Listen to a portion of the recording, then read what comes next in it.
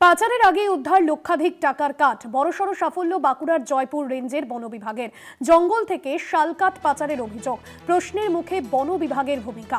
পাচারের আগেই উদ্ধার লক্ষাধিক টাকার কাঠ। এবং বাঁকুড়ার জয়পুর রেঞ্জের বন বিভাগের জঙ্গল থেকে শালকাঠ পাচারের অভিযোগ। স্বরূপ গঙ্গোপাধ্যায় রয়েছেন আমাদের প্রতিনিধি ফোন লাইনে। স্বরূপ, বন বিভাগের ভূমিকা নিয়ে প্রশ্ন উঠছে, কে বা কারা এই পাচারের সঙ্গে যুক্ত ছিল, কি জানা যাচ্ছে? একেবারেই জঙ্গল থেকে শালকাঠ পাচার হচ্ছে, বন বিভাগের ভূমিকা নিয়ে যেমন প্রশ্ন উঠছে, পাশাপাশি বন বিভাগের একদিকে সাফল্য বলা যেতে পারে।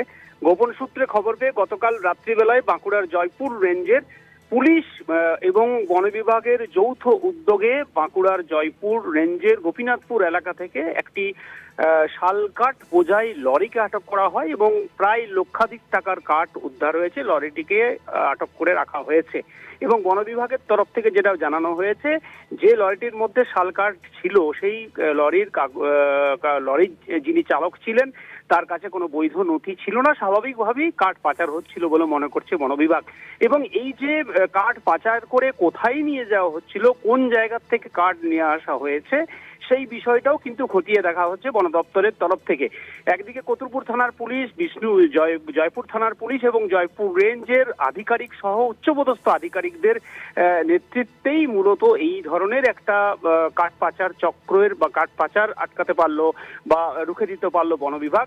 তবে কাঠ পাচার যে একটা চলছে বা কাঠ পাচার চক্রের সঙ্গে কারা যুক্ত রয়েছে সেই বিষয়টা বন দপ্তর খতিয়ে দেখছে, তদন্ত করছে। একদিকে যেমন বন দপ্তরের একটা সাফল্য, পাশাপাশি একটা বিষয় কিন্তু প্রশ্ন উঠছে যে তাহলে কি কোথাও বন দপ্তরের নজর এড়িয়ে যারা কাঠের যারা পাচার করেন সেই কাঠের পাচারকারী চক্র কি সক্রিয় রয়েছে, এই প্রশ্নটা কিন্তু উঠছে। যদিও বন দপ্তর যেটা জানাচ্ছে যে পুরো বিষয়টা খতিয়ে দেখা হচ্ছে, পুরো বিষয়টা তদন্ত করে দেখা হচ্ছে।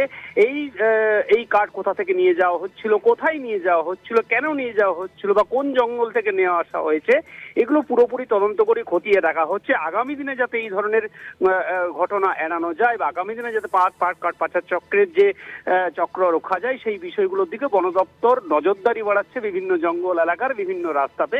এই বিষয়টা কিন্তু বন দপ্তরের তরফ থেকে জানানো হয়েছে। তবে মোটের উপর যেটা বলা যেতে পারে, একদিকে যেমন বন দপ্তরের একটা সাফল্য, পাশাপাশি বন দপ্তরের ভূমিকাও যে প্রশ্নের মুখে, এটা কিন্তু বলাই যায়। একদমই, ধন্যবাদ জানাবো স্বরূপ।